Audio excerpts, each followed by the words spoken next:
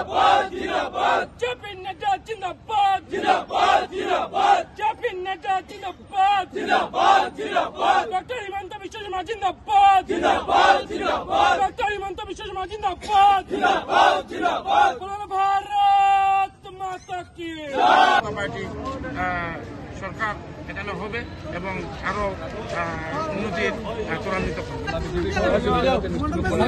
শুরু হয়ে দিকে এটা শুরু হয়ে যায়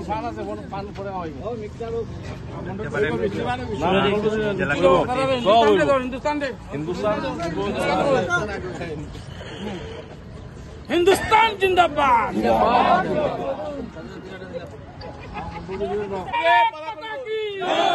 साधुदा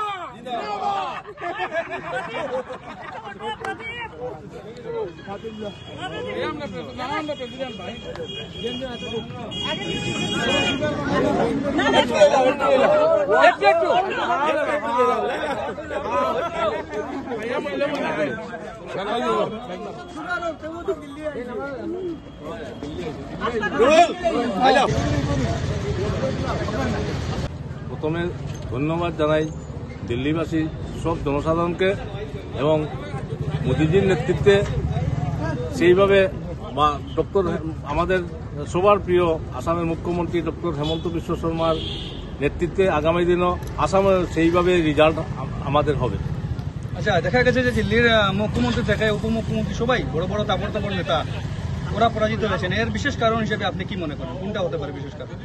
মোদিজি যেভাবে সমগ্র ভারতবর্ষে কাজ করছেন তার জন্যই এই রেজাল্ট, তার জন্য ওরা হেরে গেছে।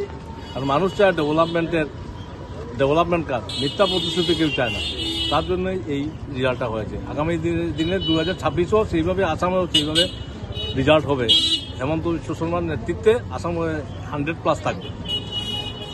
এখানে ভারতীয় জনতা পার্টিকে জেতাতে হবে। আপনারা জেনেছেন বিভিন্ন দুর্নীতিতে লিপ্ত ছিল আপ এবং ওনাদের যে সিএম উনিও জেলে ছিলেন, মনীষ সিসোদিয়া বলেন, অতিশী বলেন, প্রত্যেকজন বিভিন্নভাবে শুধু চুরি করেনি, ওরা বিভিন্নভাবে ভারত বিরোধী যেসব কার্যকলাপ ছিল সবটা মদতদাতা ছিল ওরা। তো একজন ভারতবাসী হিসাবে আমরা সবসময় চাইতাম, not only for the supporter of BJP or BJP কার্যকর্তা, আমরা চেয়েছিলাম যে যেভাবে হোক এই অপশক্তিকে ভারত থেকে তাড়াতে হবে, এই দিল্লি থেকে তাড়াতে হবে। দিল্লি আমাদের রাজধানী, আপনারা সবাই জানেন।